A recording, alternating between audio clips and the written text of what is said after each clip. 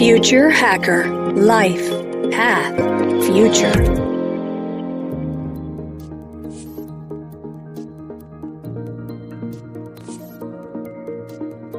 Welcome back, everybody.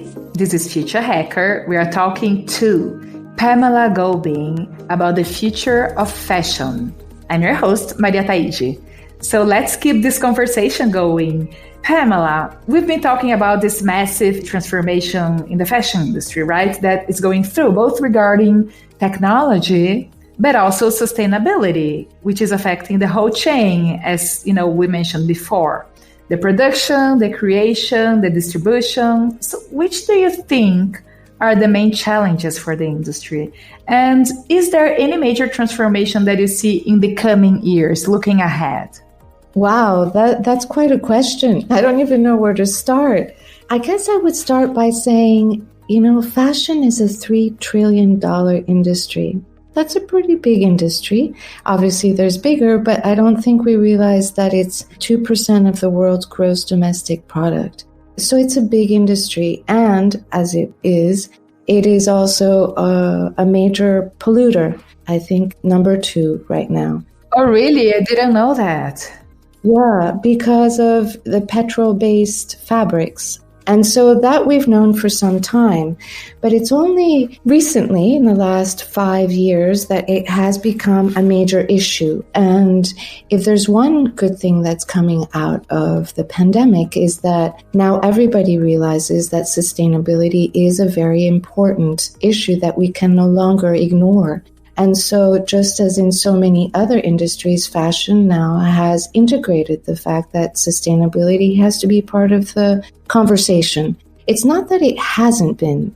I have to make that very clear because the big groups, the big fashion groups in France, for example, LVMH or Kering or Richmond, have already easily in the last 10 years applied, sustainable forward-looking buildings. They've treated, a lot of their plants and now they're really attacking the creative aspect and how the creative aspect of fashion designing can also be more sustainable. Fast fashion has also now integrated it into its conversation with its consumer. Zara, for example, now will, within the next 5 years, is looking to cut and make sustainability their top concern. So has H&M. So it is something now that the discussion is part of the standard things that this industry needs to look at. Everybody has been united in the front in looking at how the fashion industry can be more sustainable. And every big group, I think now, is on board to bring that to fruition within the next decade. So we'll see what happens. But there's been a lot of very positive changes and as well as processes that have been put into place by different groups that hopefully will give very positive results. Yes, we've been discussing a lot here, Future Hacker, how with this new generation coming, having a positive impact in the world and being responsible and working with sustainable materials, it's going to be not a choice, but an obligation. It's just going to have this shift in generation in which, you either do it or you're done. So do you agree with this statement? I mean, it's going to take time, that's for sure. I think what's important also to point out is that if the industry wasn't full speed ahead, it was also because the consumer was the one who was asking, because they were asking for that dollar t-shirt in every single color and then throwing it out. So I think that the consumer was at the heart of the conversation, but they weren't listening or they weren't demanding.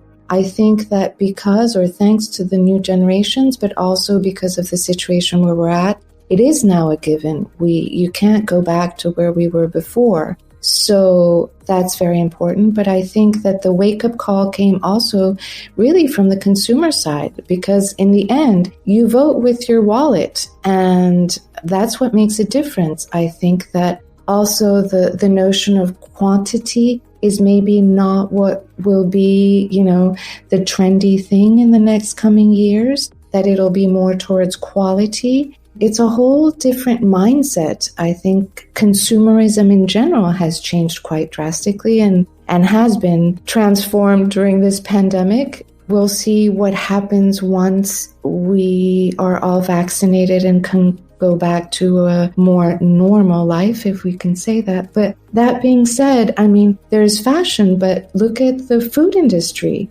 They've gone through the same thing of sustainable environmental issues that have been brought up, organic food, all of the same problems or challenges are also being dealt with in other industries, even the car industry, with electric cars. So that it's not only the fashion industry. I think it's a whole different point of view that has finally taken hold, and we'll see, and hopefully we'll be able to move forward.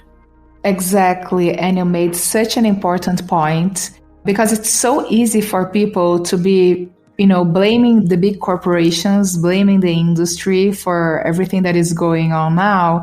But as you said, it all comes from the consumers, from ourselves, right? In the beginning, it was about being cheap and the quantity, and people wouldn't really matter where it came from and how people were treated behind that. And there's this whole change in consciousness and inclusion and belonging and being responsible to the world.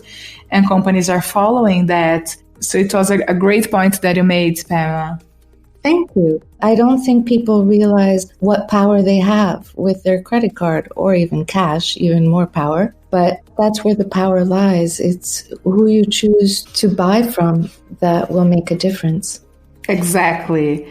And, still discussing this trend of being more responsible, the renewable and sustainable materials that are also big trends now.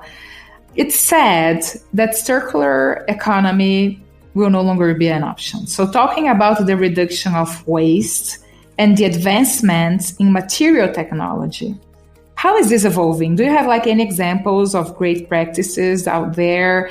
So I've been talking to people that are substituting, instead of using nature, lab-made materials. And when it comes to the lab-made materials, things that are just being absorbed back by the nature instead of staying dead for hundreds of years. Is there any new technology that you're seeing out there regarding that? There's so much out there. Today, you have lab-grown diamonds, you have pineapple fiber that's becoming leather, you have orange peels that they can make into fabric. I mean, there's so much experimentation that's going on. I think what's interesting to note when you speak of a circular economy, I think that today for most products, sustainability, circular economy, all of this are great selling points to reassure the consumers. But what I see as important is just a standard that is set for a way of living that's a circular economy, or what will be that step where we're not going to use it as a selling point anymore because it's just going to be a standard way of working or of thinking through certain processes. We're not that far away because each company can't have their own standards or else we're not going to get very far. Fast fashion companies have been trying to come up with a way of having a circular, sustainable process within their companies. But what happens when each company does it independently and doesn't do it together as an industry?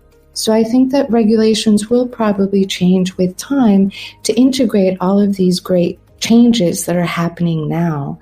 Until then, I think it's more about a mindset. It's, as you said, a new generation, but this new generation, or just what we're living now in general, whether we're 10 or 50 or 60 or 30, it's a complete change in the narrative that we give ourselves, but also how we position ourselves in general. And so fashion follows that and is the most reactive to giving us what we need as quickly as possible. And so that's what I find exciting at this moment, is that people are trying very different things. Some are reselling their clothes online, others are only buying pieces that are made in an artisanal way.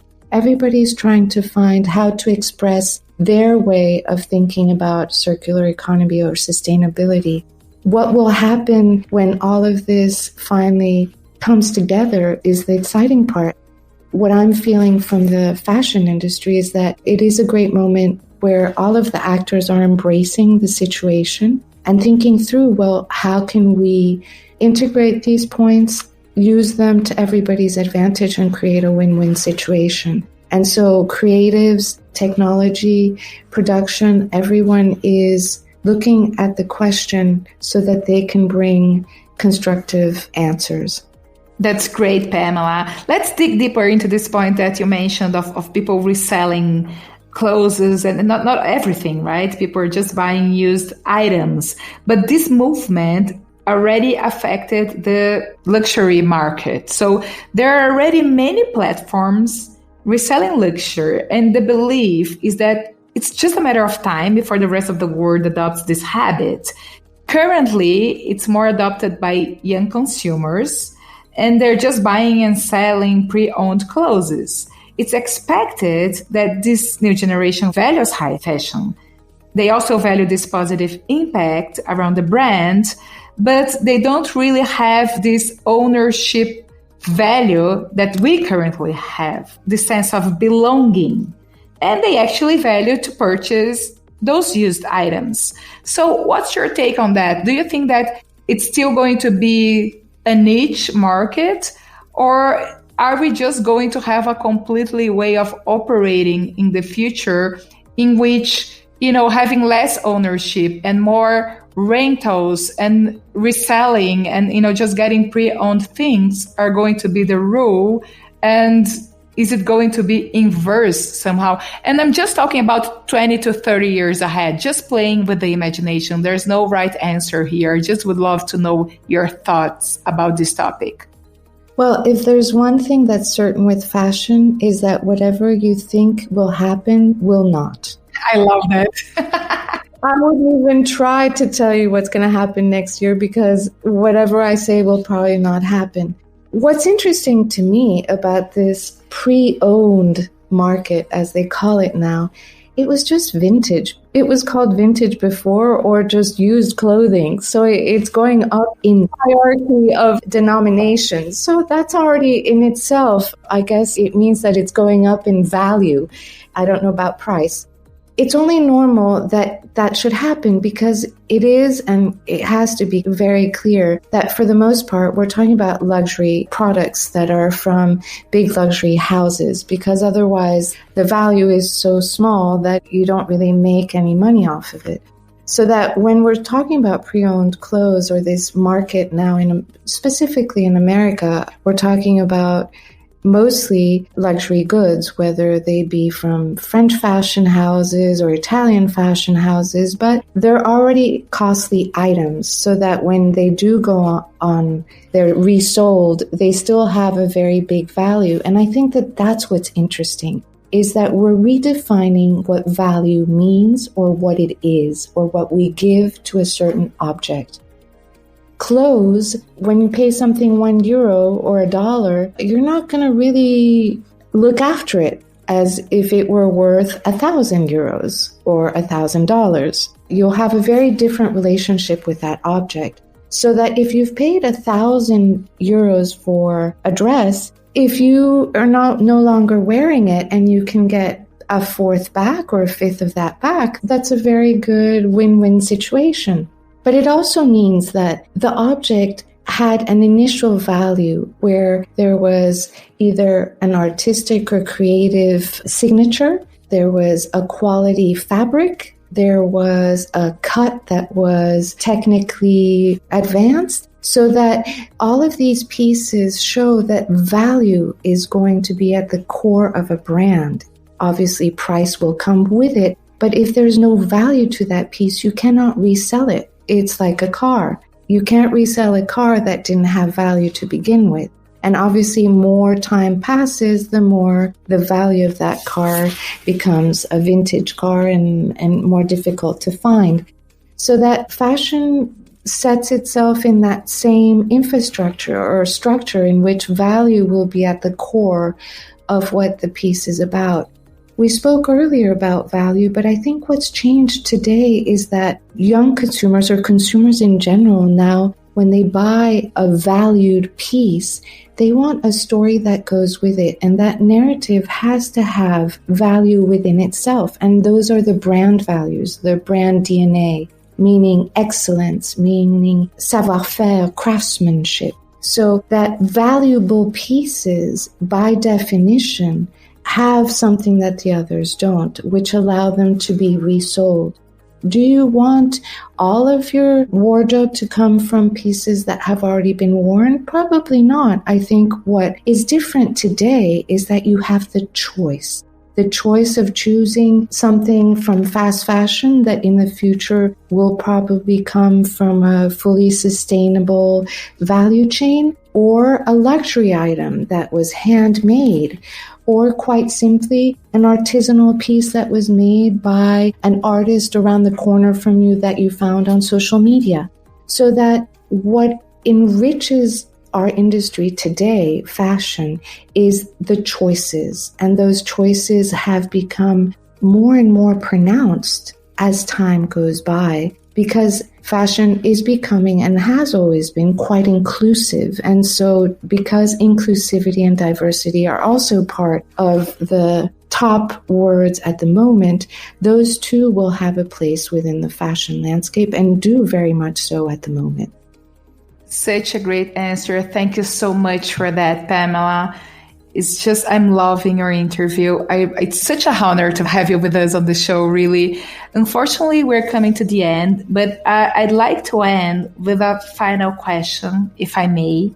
For our listeners that, may be planning to venture into the fashion tech world as you are today, do you have any bits of advice to give them? Absolutely. For me at the moment, I would say it's almost like the wild, wild west. Well, as much as wild can be in a very sanitized contemporary world. But what I mean by that, it's a moment in time where everything's possible because it is such a transformational moment. We have one foot in that last, decade and a foot in the new upcoming decade. And so it really is a moment where basically everything's possible. There's maybe 18 to 24 months where that will continue. And by then, things will start to organize in a much more structured manner. But at the moment, go for it. Good ideas, talent, but also execution are the name of the game. I love it. Thank you so much, Pamela, for being with us today. And, who knows, maybe in 1 year, there's so many things that happened differently. I hope we can get you back on the show to let us know. With great pleasure. Thank you, future hacker, and hacking away till the next time we meet. Love it. Thanks. Goodbye, everybody. Merci à tous. Au revoir. Future Hacker. Life. Path. Future.